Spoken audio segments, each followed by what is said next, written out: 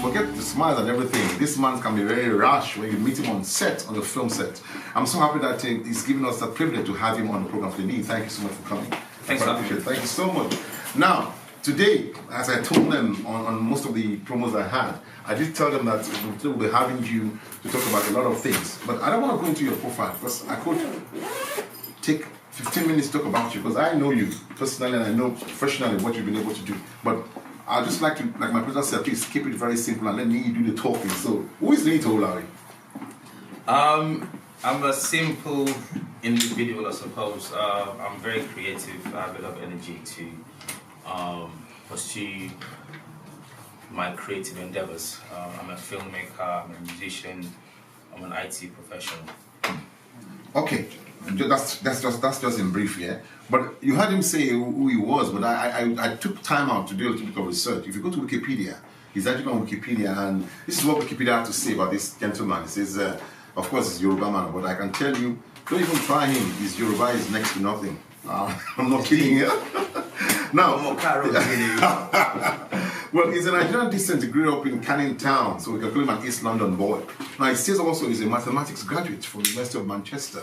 He was popular on campus for his somewhat eccentric personality, soul-trained dance moves. Really? Yeah. I was a break dancer. Okay, we'll see that. He has always been a keen jazz musician and plays several musical instruments.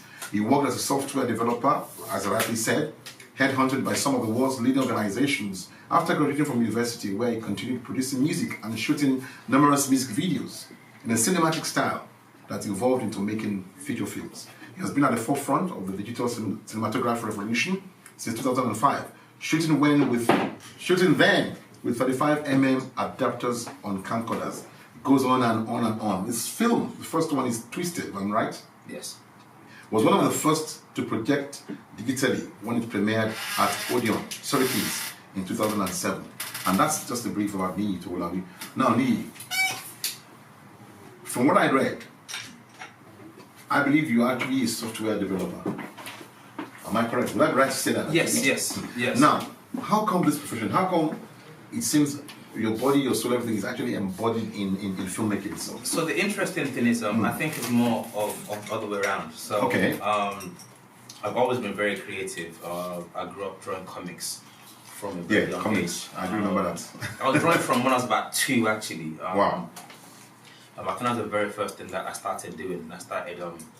I became quite passionate about music. When I was in primary school, my primary school was in Ant Barracks in Lagos. They had a strong music regiment there. Yeah. I got music scholarships. Wow. And all sorts. Incidentally, I was playing the recorder, and they were the new music director that said only girls could play only girls could play recorder. Boys had to play drums. I'm a terrible drummer, so I kind of fell out of love with that. But I got a scholarship to play piano. Came to London at the start of secondary school, and kept on playing piano. Wow. But the key thing I'm trying to get at is Nigerian parents typically, stereotype you. Yeah, they want the academic side of you. So you need to get out of the way first. Yeah, of course.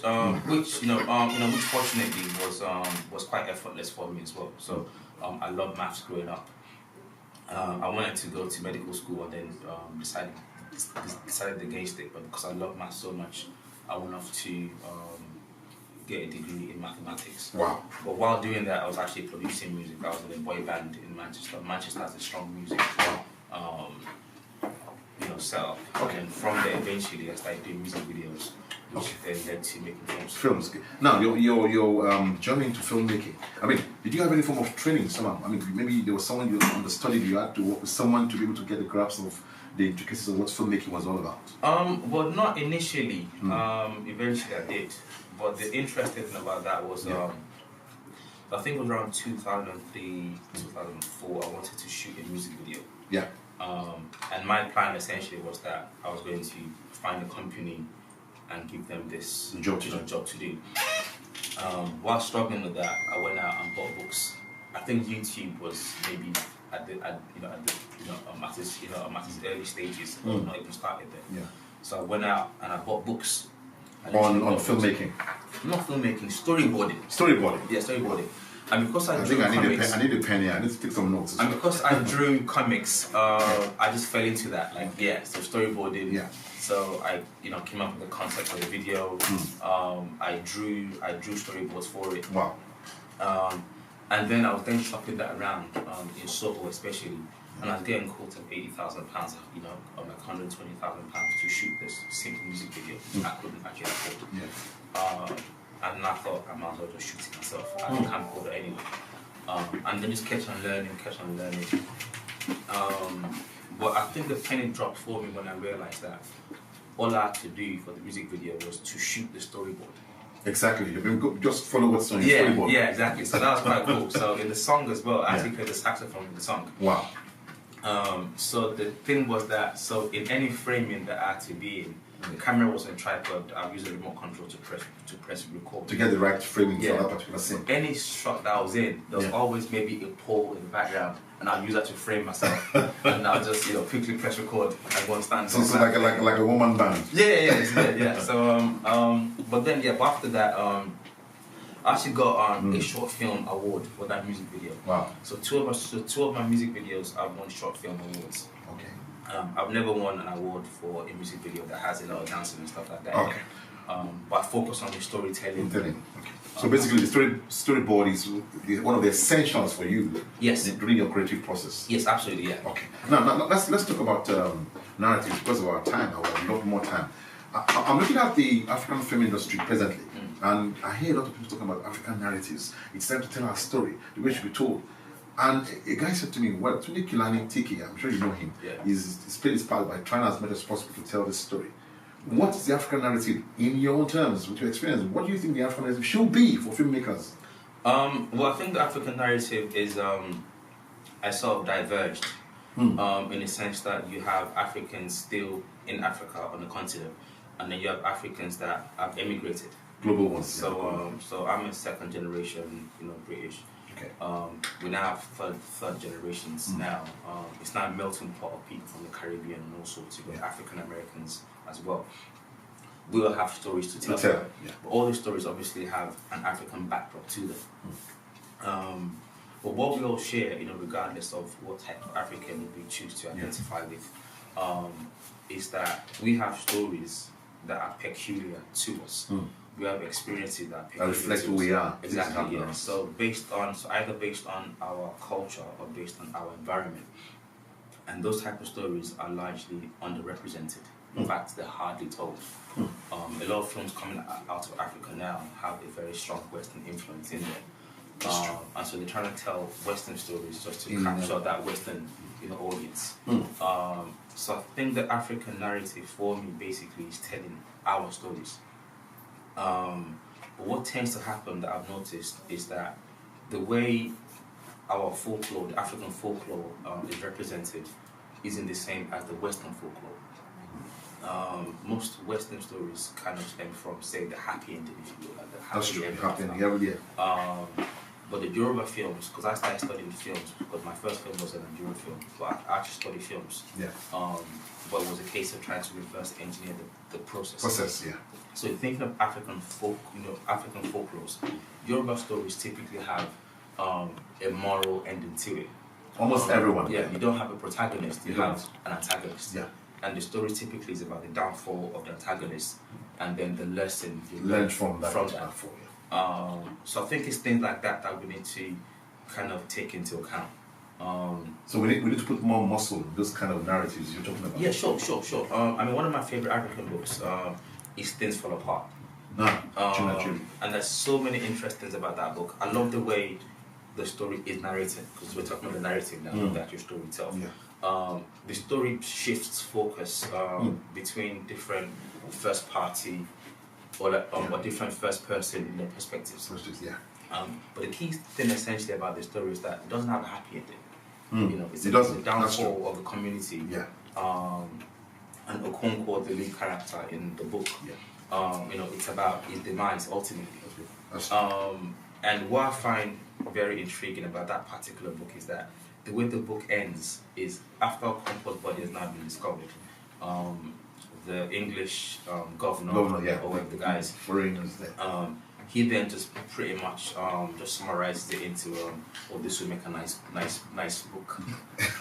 So it's things like that really that we need to tell. So when you tell more of our own stories, from our own point of view, in order to give us a more reality in the things we project to the outside world. Yeah, absolutely. But I think we also need to have the education to understand. Yeah, I was going to come to that. I was going to come to that because that is also grossly lacking as well. You know, I told you before we came on this program that we would have to do a part 2 of this program.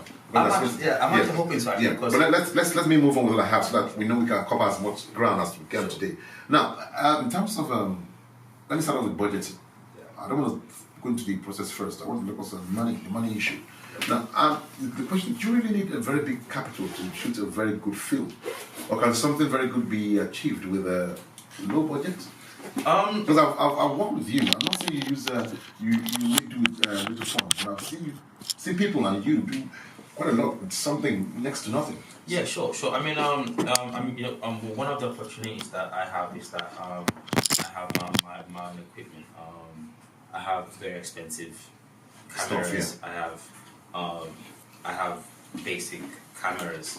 But at the same time, any equipment that I own or choose to use is something that I would have researched and I think suits the type of thing that I'm trying to produce at that point in time. But making a film to an extent is, I guess you could say, building a house. You can build a hut for next to nothing. It depends on the kind of house you intend to build.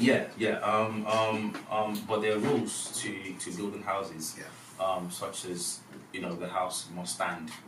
That's one of the core things. So the house must stand. The house must be weatherproof. It must be comfortable to an extent. It must be sizable for to accommodate what you're trying to put into it. So in a similar way, filmmaking or storytelling also has its own rules. The story needs to make sense. It needs to be pleasing to the eye. It needs to sound good. So are you simply saying there's no how you can actually get something out with a low budget? No, you can.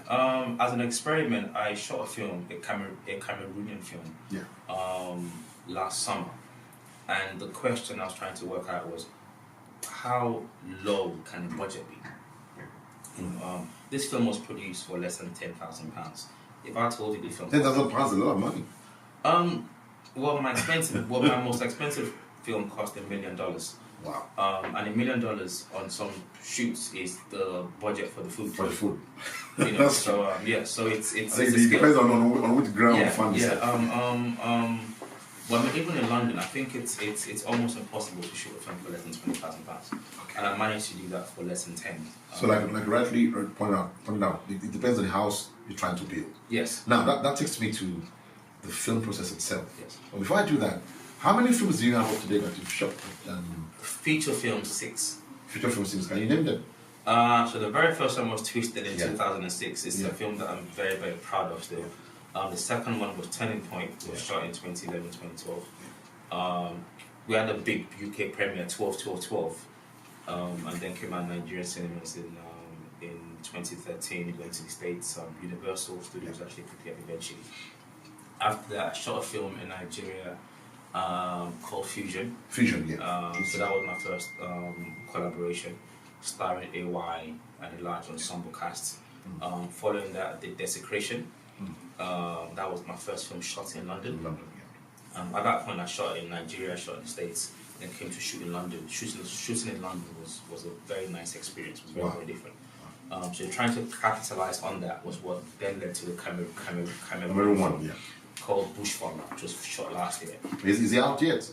No, we're doing the sound mix. Okay. More of a scoring exercise right now. So we should expect that when? Hopefully before the end of the year, actually. And I know you worked on something recently. Yes, yeah. And then the 6th film is called Banya Miracle Center. Okay. Shot in Ibadan. Again, each of those films have taken me to a different place. So my first time going to Oyo State, we shot in a village in Ibadan. Absolutely loved it. We had a huge crew. Typically in London, or even anywhere actually, I would design a crew of about 12. For this film, we had over 80 people in the crew. Wow. We had well over 50 extras. It was a huge world we actually created. So we actually created a community called Anya. So that was just so altogether 6 films. Yeah, 6 feature films. And short films. I know of one. Yeah. So I think one of my early shorts was actually with you. Actually. Yeah. What's that one called? Scandalous. Yeah. That was in 2009. So previously to that, so what I do with stuff like shorts, is I use them to test equipment. Oh, I see. Because the whole point is, you don't want to go to war or battle. And then you find out what you have. Yeah, with an untested weapon. So and obviously, so like doing camera tests in your house, they get quite, they get quite boring. You're not really putting things through its paces properly. So I try to create small projects whereby I try to test the equipment. Test my processes. Refine my processes. So something I spent the last year and a half doing was Steadicam Sundays. Okay, yeah. I saw a lot of that on. Was it on Instagram? Yeah. So what I wanted to do with that was, because I've always been a fan of the moving camera. In the mid, noughties, what I wanted to do was, because I shot a couple of things on film, and I loved the shallow depth of field thing.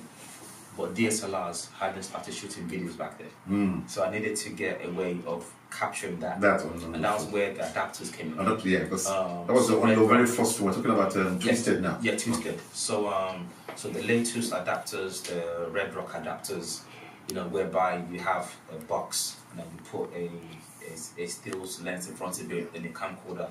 You basically have to build this camera yourself, and that was what I was doing back then. Yeah, but would you say that your experience as a software developer actually helps in your film process? Oh, definitely, yeah, sure. Because I see a lot of technicalities. I know that about you. Yeah, I was wondering. Yeah. So I'm fortunate in that I'm very technical. I'm also creative. In working in IT, a lot of my creative pursuits and abilities, they're put into that.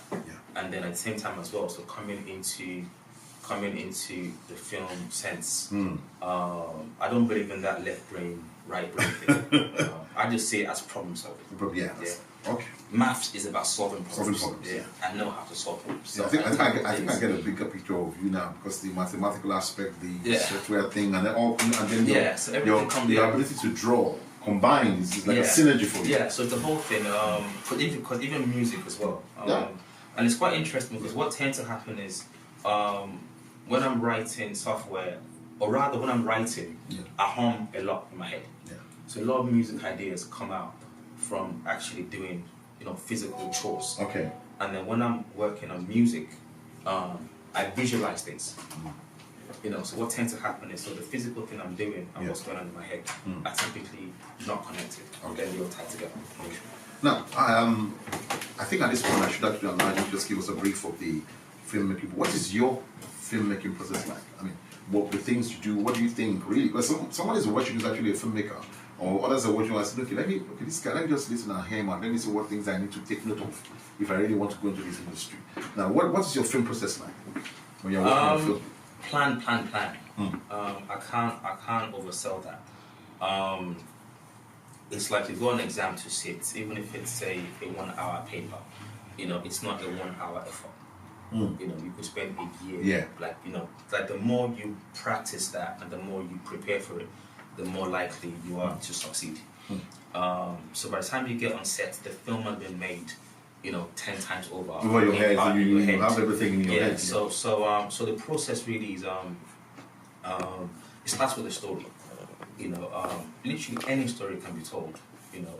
There are ways to deconstruct a story and make it interesting and create a character arc, or a story arc with a transformation, such that it starts in a certain way, it ends in a certain way, and the journey that actually gets to that point. So you've got the actual journey or process of building the script. So once you have the script, then it's a case of doing the casting.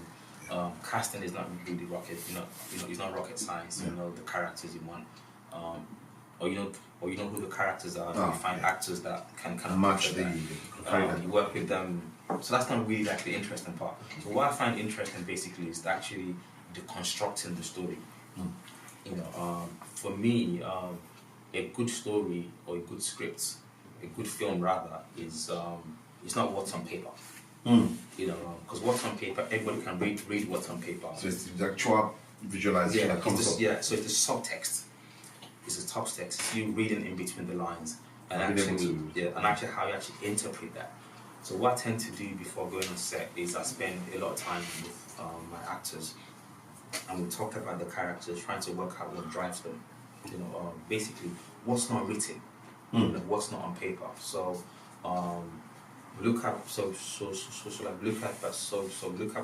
at the subtext in the story, their motivations, their intentions. Essentially, what's not on paper. Yeah. Right now, you and I were sitting here, having a conversation on radio. Yeah. That's what's going on externally. That's true. Yeah. But my internal motivations could be I'm trying to sell myself. Yeah. That's true. Your internal motivation would be you're trying to educate more audience. Yeah, that's true. Yeah, maybe or something. So it's a diverse thing. Yeah, or you're trying to educate. Maybe you're trying to make a film yourself, and you're trying to use this as an opportunity to learn something. The studio manager is thinking, okay, so how many listeners do we have? Oh, yeah. Yeah. So there are a lot of things going on. That isn't just on the paper. You have words, the dialogue that's been spoken that's not important. Somebody could say to you good morning, you say good morning back. Yeah. Fine, we know it's morning. Okay. But what's the tone? What's the relationship like? That's what we're trying to actually think. Okay. So all these are the processes you put in mind before you make a film. They're very, very important to actually work those things out. Now, my producer actually sent me a question for you. He's not met you in person, but from what he had been able to read up and research about you, he said to me, "Oh, this guy is actually a big fish in a small tank." And I said, "Why? What?" He said, "Well, for him to say he had heard of you would be a blatant lie." But when he went on, I think on social media or whatever, he found out he'd been able to do this and this and this, and he said to me, turning point to him, he said he appeared like a cross between Nollywood and Hollywood. And I said, "Yeah, you're right." So you're here live now. I just wanted to say, as a bridge between two cities and cultures, because the film Turning Point, for those who have not seen the movie, I hope you'll be able to tell us where next the movie will be seen anywhere on any platform. Some writers did say in their critique of that particular film that this was actually the first major cross-cultural film in terms of bringing Nollywood and Hollywood together in one film. How were you able to achieve that? Because if I recall the names on that film, I remember I was there at the premiere, and everyone was like, "Oh." Yeah, and they all came as well, which again was something that was very different because you typically watch, you typically attend a premiere, and the cast are not there, or maybe one person is there. But something that I was quite, keen on was, we're trying to celebrate the film. Yeah. So as a result, it's actually important to actually have the cast there. Like you said, it's a major crossover. Of the two industries. The plan originally actually was to, I guess, work with anybody that I could get. Okay. But having spent a considerable amount of time, I think I spent about a year solid working on that script. That's true. And now just the script itself. The script alone? Yeah. So there was a Hollywood casting director that I'd come across beforehand. So I sent the scripts to her. Yeah. And about an hour later, I got this one-line email. Called me. So I called her, I didn't know what she was talking about. So so I called her quite apprehensively. Yeah. And she said, "Oh, yeah, I love the script. I can get Anna Hudson to play this role. I can get Joe Estevez to play this role. I can get Todd Bridges. I can get." She just named on drop. Yeah. I didn't think it was possible, but I just thought, you know what? If I could get one of these people in my film, that would be a game changer for me. But literally, like, they all read the script, and time after time, person after person, they all said yes to it immediately. The only concern was because the pitch had made to them, and I typically pitch everyone as well. Creatives don't work for money. If money was my motivation, I would stay in IT. I'll be a millionaire today. I'm doing this because I'm passionate about it. I work for free. Exactly, yeah. I work for free all the time. It's something I enjoy doing, so I would rather do it than sleep. So what I've discovered is, if someone comes to me with an idea that I'm excited about, I'm not motivated by money. I just want to be involved in it. Okay. So having learned that, so what I do is when I want to work with anyone, I want to work with the best crew possible, with the best cast possible, with the best of everything. Okay. And typically, I'm not able to afford them. So I have to pitch to that person. So all the actors, including the casting director as well, I'll typically write them, a little brief of what I'm trying to achieve and what I think the project based on what the story and project is. what it can do for them. So the pitch for the American was, I'm trying to get you guys in front of, a new audience, seeing you doing something that they're passionate about. Because Nigerians love seeing, foreigners celebrate them. Yeah, that's true. Nigerians love that. So it's a case of, let me get you guys involved in this thing. It should help your market there and your market at home as well, because you're doing a different type of cross-cultural thing. But every one of them, so when they hear the word Nollywood, they'll go on, they'll Google it, and they would come back with negative concerns. Okay. Which then meant that I then had to sell them Nollywood as well, which was done successfully, I guess, because they all ended up working on the film. Okay. Now, I haven't said that. No, I just want us to go to Nollywood, just what you mentioned now. There are two things really I want us to look at in terms of Nollywood. I think last year or earlier this year, there was a comment on social media by one of the A-list actors. She's been doing one of your films. She was in the secretion. I don't want to mention names. Okay. No, let's mention names. Rita. I absolutely love her. Rita. It's Dominic. It's Dominic. Made a very, very strong comment Yeah. on what's happening in the film industry in Nigeria, and she was talking about people producing films and then putting the hype behind the film, saying it's a cinema film. Yeah. And she got so angry that she said a lot of things on Twitter, and she was spotted. And a lot of people. And said, this was a backfire. This is good. Now, what really qualifies a film for cinematic release, and how do you identify that this film by the BigOne is a cinema film? Because I think that's where the issues are. We don't seem to really know what the fundamentals and the basics are. Yeah, I think the key thing really stems from a lack of training and ignorance to an extent. It's like saying a vehicle. I'm using the word vehicle in a technical sense now. Okay. A vehicle could be a car, it could be a lorry, it could be a bus. So that's a means of transport. Yeah, exactly. Yeah, and then if you have a car, you have sports cars, you have family cars, you have off-road cars. Yeah, one is not necessarily better than the other. But there's a misconception that the best film is a cinema film. Another word that's thrown around very wrongly is a blockbuster. Blockbuster, yeah. Oh, it's a blockbuster. This is a film you made for YouTube. By definition, it is not a blockbuster. Now you're shaking tables, Niyi. No, it's not about shaking tables. It's you can make a film for TV. For TV, that's true. Yeah. Platforms are actually different. You have different platforms. Yeah. So it's about the platform that it's created for. So if you look at something like Game of Thrones, for instance. Game of Thrones is better than a lot of cinema films. That's true. It's better than a lot. And it was not considered for TV serials. Yes, of course, yeah. So it was made for a platform.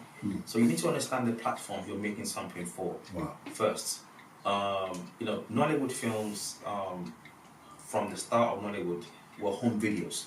That's true. So they made home videos. They were not even films made for TV or for anything. They were made home videos. They were videos. That's right. Yeah, for the very first one. And they do that very successfully. That's true. But what's happened is that a lot of people from that background, they've trained in that. They basically perfected that process. They now see an opportunity to put films in cinema, and they now make home videos and put them on the big screen. Wow. It's a different product. It's a different process. So it's basically putting a home video on a big screen. Yeah. So the problem is not that you made a home video. There's nothing wrong with making home videos. Yeah. It's just you're presenting it in a wrong way. There are days for McDonald's. There are days for gourmet burgers. Yeah, it's like a Mercedes-Benz having a Volkswagen engine. Yeah, of course. Yeah. Imagine you going to McDonald's and then you're waiting for a burger for an hour. Forget the fact that it's an amazing burger. Yeah. But the time. Yeah. So it's it's for the wrong platform. So I think that was what. Rita was trying to say. Because what then happens as well is, so you make this product, Yeah. you put it on, you presented it, in the wrong platform, without really understanding what that platform is. Wow. The cinema as well is a finite resource. There's a drive now to build, several cinemas in Nigeria. They're building them at an exponential rate, but it's still a finite resource. There are more cinemas in London than you have in all of Nigeria. Of course.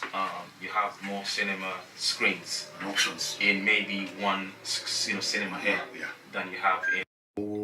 So it's a finite resource. You're also competing with Hollywood films. When you tag a film as a cinema film. Yeah, of course, yeah. Because if you go to a cinema, say, so like in London, let's say cinema tickets. So let's say cinema tickets cost say £10, or Nigeria costs about 2,000 naira. Yeah.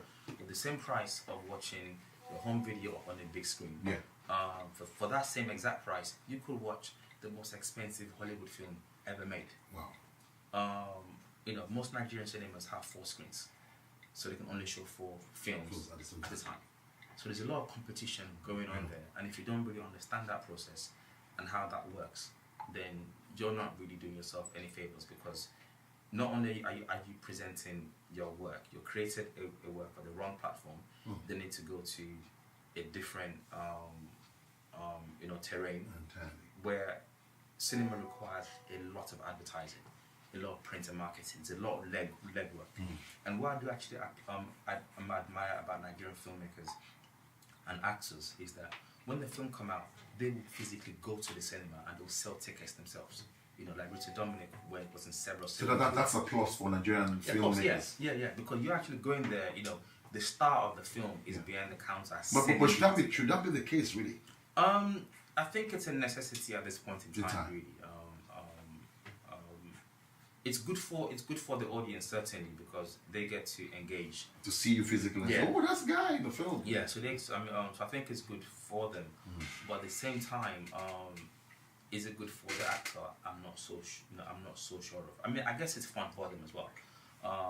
The market is actually quite small, in that, because I don't think Nollywood has ever produced a millionaire. I'm talking a millionaire dollars. not from making films. And that's where I want us to actually get to, really. So, so basically, just sorry to cut you, is that basically the cinematic film, as rightly pointed out, has so many elements to it. Yeah. So you don't think when you shoot a home video, it rightly means that you can actually take to the cinema on the big screen. Yeah, it's not ideal. We create, so from inception, so from when you have a story, your thinking should be, what platform is this story suitable for? What audience is this, is this suitable for? You have home videos, you have made for TV films. Now with streaming and online as well, there's a huge market. There's a huge market for that. The type of films you make for Netflix is different from the type of films you make for YouTube. Because the different type of... Thank God you mentioned the name Netflix. I wasn't going to mention the name, but my next line of question was going to come. Recently, I think there was a report in the news media about Netflix being interested in Nollywood films. And I think to an extent that there was a pact. I'm not sure. I don't have the details. I don't want to go ahead of myself. So I think the pact had to do with them embracing more of films from Nigeria. And here you are actually saying that we haven't been able to kind of groom ourselves in the art of differentiating between a cinema film and a home video. Yeah, an online film. Made for TV movie. Okay. Now, my question now is this. With that pact, if it comes into place as we've already heard, should it be a plus for Nigerian filmmakers, or do you think like politicians will say, oh, is there no alternative motive to this? I think everything is always a plus for the filmmaker, because ultimately you create films and products because you want them to be consumed. Anything that increases your viewership or your ability to get revenue is always welcome. Yeah. And it's a win-win as well, because it's not only Netflix that's out there. You've got Amazon, so many platforms. You've got Hulu, you've got so many of them. And what's happening is all the major studios, they're taking the content out of the Netflixes of this world and actually creating their own things. And if you think about it as well, I mean, something like 1 in 5 black people on the planet is Nigeria. Wow. You know, it's a small country with a huge population. Nollywood films are huge, you know, consumed globally. So there definitely is an audience for a major platform to want to take it on. Okay. And they have been showing, they have been acquiring, like Netflix. So they have been acquiring, Nollywood films. And even recently, there was a film that Genevieve made. Gold something. Yeah, I saw the news before, but I wasn't really. Yeah. So that film was the first, Netflix original. Wow. Was it shot by? Was it produced by Netflix? No. So to be a Netflix original, could be they funded it. Okay. Or they came across the film and they bought it outright. Wow. So that means it's like kind of like an exclusive given to Netflix. Yeah. Well, it was not just it's not just an exclusive. They bought it outright, so they now own it. So that means the rights and everything goes through Netflix. Yes. So they completely own it. It is their product now. So how does that help the filmmaker, the African filmmaker? It's amazing because there's a film called Beast of No Nation. Yeah, that was Idris Elba. Yes. Starring Idris Elba. I think Carrie, I can't pronounce his name, from Gao or something. Who's going on to direct James Bond now? So it's a great filmmaker. So I think that film cost $6 million to make. Wow. And Netflix came and bought it for $12 billion. Wow. So they made a profit from that, because typically it's ideal to have, so for a cinema film, and this is why again every film is destined for the cinema, because typically for every pound you spend on making a film, on production, you want to put that into marketing as well. Yeah. So by the time you get to the cinema, your production budget has doubled. Having spent so much on print and so much on print and advertising. So one of the good things about someone buying your film outright is you don't have to worry about the P&A, because they do all of that for you. And you can move on to other things. You might spend a year or two making a film and spend the next 5 years like shopping it around. Okay. So it becomes a burden that has now been taken off. Okay, for those just joining us, this is Saturday Afternoon Drive, Soul Spectrum, with the BigOne, Olasunkami Sanusi. My guest in the studio today is Niyi Towolawi. And for those watching already, I know you must have learned a lot, because I'm learning a lot as I sit down here beside Niyi Towolawi. We call him hekcentrik. And he's a man with so much passion for the film industry. And I was going to ask you, last week I spoke with someone and there was this issue of controversies regarding the credits at the end of films.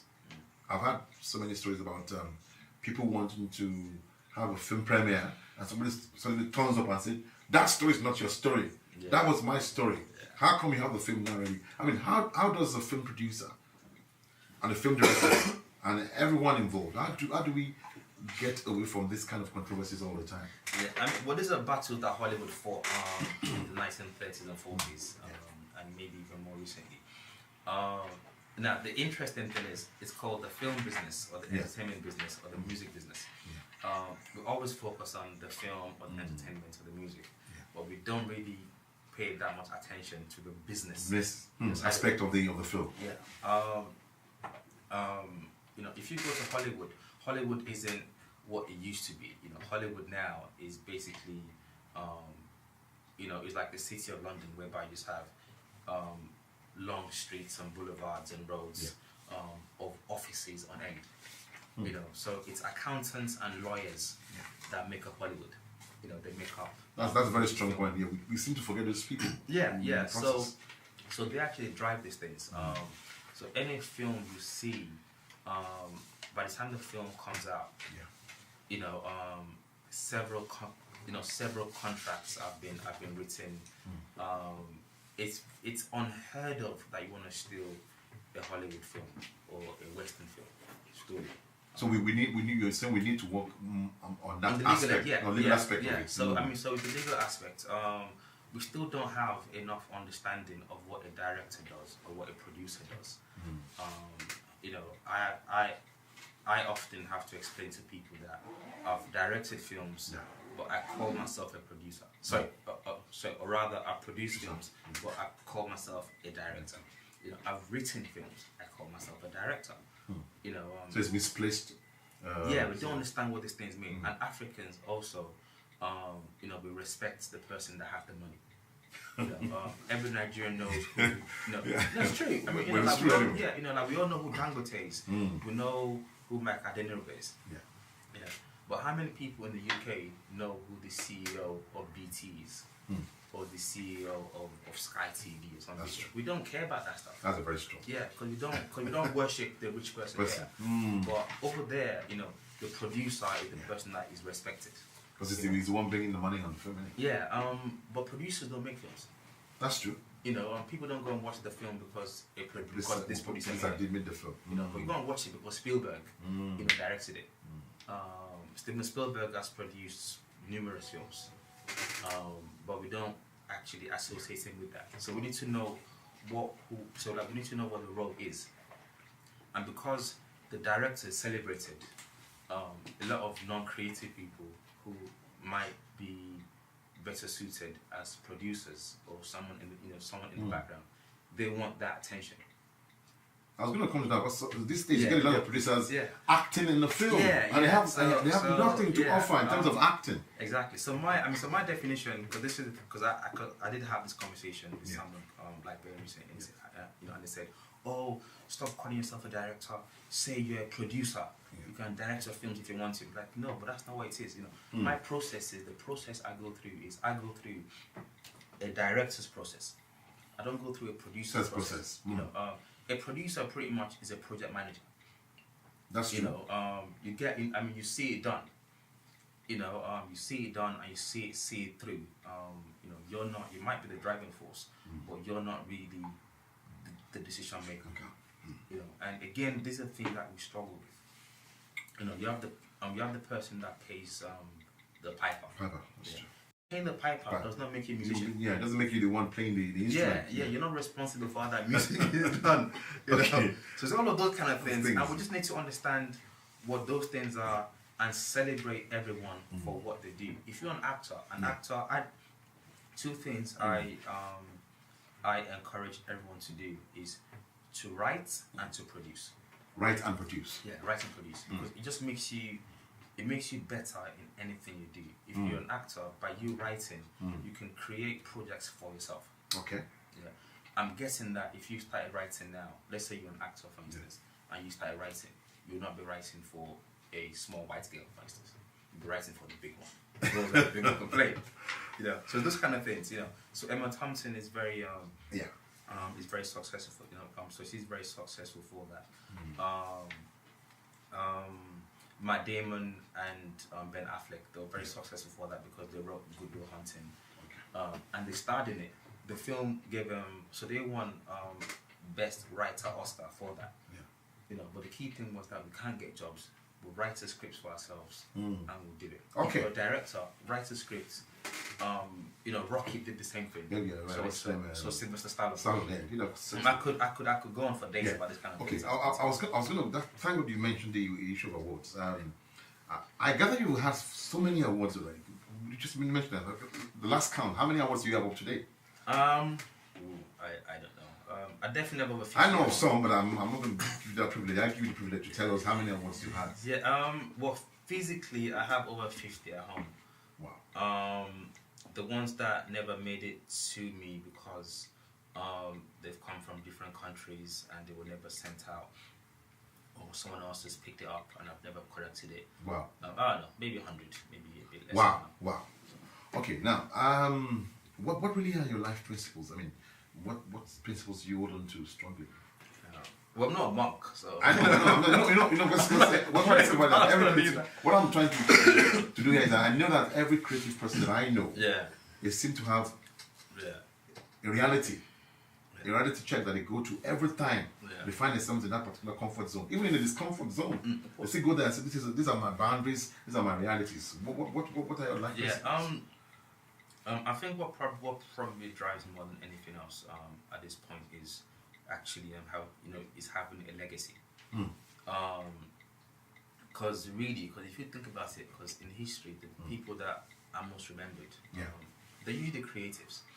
That's true. You know, maybe a few scientists and a few That's true. generals and stuff. Yeah. Maya Angelou, all the greats you want to mention. It goes back to the to the Beethovens and Mozarts and Da Vinci's and all sorts. But I guess on a daily basis, what kind of drives me is, I try to spend my day as passionately and as productively as possible. Wow. So things that I tend to do is I wake up early, irrespective of whenever I go to bed. I force myself to wake up early, and I don't switch on my phone. I don't switch on the TV. Wow. But you're wide awake, so you have to do something. So you engage your spirit by writing or doing stuff? Yeah, just basically being productive. And once you kind of build that habit, after a while, what's normal with you? Yeah, so so you need to churn things out. Financially in the UK, we all have bills to pay. That's never going to stop. It won't. I don't have a tap of money coming in from film or from anything else. So there's a need to still kind of do the IT to an extent, which I'm quite fortunate with because I've worked in IT for about 20 years now. So wow, 20 years? Yeah. So that's quite a long time. Yeah, I've got a young face, but so Okay. So I've got this one grey beard that strand. Come on. Yeah. Show my age when it's strand. Is that one? Yeah. Okay, now what has been your most challenging project ever to date? I know you've worked on so many projects, but which one would you say? Oh, this one has been my most challenging one. It's quite weird because every single and I don't know why I do this to myself. Yeah. But I guess it's what drives me is that every project is always the first of its kind. So Niyi, I think we have a phone because I did say we didn't want to take any phone calls because of. Okay, let's take this one. Hello. Hello, good afternoon. Hello, good afternoon. Who am I speaking with? You're speaking with Jojovizi. Oh, thank you for joining us. Actually, I was going to mention the same. Jojovizi is on Facebook Live with us. I have with me Niyi Towolawi. Thank you for joining us, madam. Do you have any questions for Niyi? Yes, I actually do have a question for you. Okay. Where did I start? I think I'm going to ask you on the very simple and simple question. I think you mentioned something about it. Yeah. And I just want to know what type of African film do you think would hit the Hollywood apart from and film? What kind of Nollywood film that would do what? Sorry? Yes, that would hit Hollywood. Oh, okay. You're talking in terms of the sales and everything all put together. Yes. Okay. Okay, Niyi. So thanks for the question. This might not be the answer you're looking for, but I would say any. Any. So literally any. Storytelling is about the human condition. So it needs to be a story that is universal. Because if you think about it, we have Indian films, we have Asian films, be it Chinese, be it anything. Something that I'm really passionate about at the moment are films from Iran. And from the Middle East. Wow. I saw a Bangladeshi film recently. It was very, very beautiful. Wow. So it's stories that are universal. There's, I think, in the Nigerian Nollywood setting, there has been an overly, focus on things like the mother-in-law or the juju to solve your problem. Okay. Yeah. Okay. Actually, I was just going to ask you. I think you answered the kind of question I would have asked you. I was just going to ask you, what are we doing wrong in the Nigerian Nollywood sector? And I think that's one of the things we're doing wrong in terms of storytelling. Yeah. Focused on juju, mother-in-law. Yes, I think the juju. Yes, I think the juju itself is actually a letdown because we tend to tell very powerful stories, very original stories. And so going back to what I said earlier about solving problems. So imagine any kind of story. You're stuck on a ship that's about to sink. You're working and your boss hates you. So these are all things there's a problem that we're trying to solve. The film must be a problem-solving story. Yeah, and African films do this exceedingly well. Yeah. Wow. But the problem is, so rather than using your human intuition and imagination to actually solve that problem, because we build that story to its breaking point. Wow. Now build it to the breaking point, and at the point of now you using some kind of human device, some kind of ingenuity to solve that problem. The problem is then solved using spiritual means. Okay. Well, Moji, Moji, I can't take any more questions now because of my time. I have less than 4 minutes to go. But what I would do, I promise what I would do, I'll try to bring Niyi back on this program again because the time is counting against me right here. I'm going to come back with my saxophone. But it's coming back and next time, I promise you, please. Yeah. Or find me on Facebook or Instagram. I'm not a follow. To the point you made, if I could just be given 1 minute. Yeah, because of our time. Okay, let's have 1 minute, 30 seconds, not 1 minute. Okay, no, don't worry. I'll have to come back next time. Okay, sorry about that, Moji. Thank you so much for calling in. Well, Moji Bishi is a film producer and film director, I guess, and she's premiering her own film, October 12th. That's the information I have here. And please send the details to Senator so we can actually talk about this and see how we could be there for you on that day. Is that okay? What's the title? What's the title of the film again? The Nollywood is a hilarious Nollywood movie. What's the title of the film? It's called McQueen, and you are actually speaking to the McQueen. Okay, thank you. We'll get back to you. Let's wrap this up because of people watching live. Niyi, just before I let you off, because our time is fast spent and it's well spent, I think, for those watching online now. If someone, we just actually asked the questions that we should put forward to you, but I think you're here now. Why would you advise anyone who's into filmmaking, any young person, or anyone who's going to filmmaking? What would you tell them to take note of the things they need to have? Because we have less than 4 minutes to go on the program. Well, the advantages that people have now that I didn't have. All those years ago is that we all have filmmaking tools, on our person 24/7, which is our fault. We all own laptops or a device of the sort. We all have access to the internet. The world literally is at our fingertips. In learning to make films, I had to do a storyboard, and then eventually I discovered that the storyboard is what I needed to shoot. Having shot that storyboard, I didn't know how to start editing, what I then shot. Until I saw a frame in one of the shots that matched what was in my storyboard. Wow. And I thought, but I did shoot the storyboard. And I then went back to that storyboard. And in doing that process, time again, I learned not to shoot stuff that I'm not going to use. Wow. A strong thing that we have as individuals is we all grew up watching films. Yeah. So even if you don't know how to make films, if you're objective and honest with yourself, if you shoot something, you can ask yourself what is wrong with this, and then learn how to fix that. So basically, the bottom line is don't evade the process. No, don't. You just have you have to do it. You have to be honest.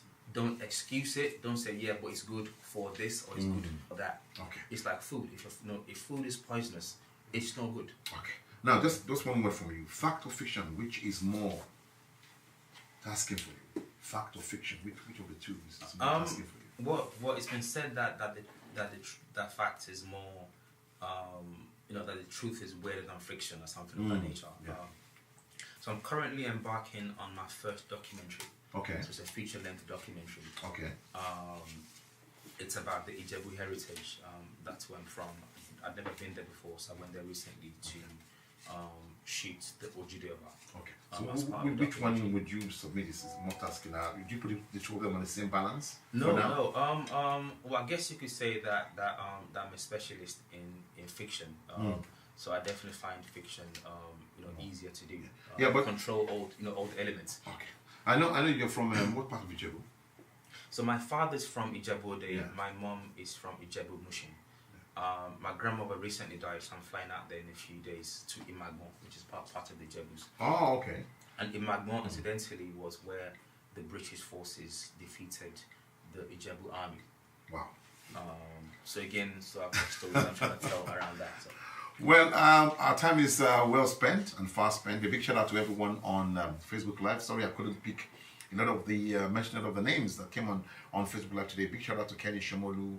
Thank you, Moji Bishi, for calling me in this program.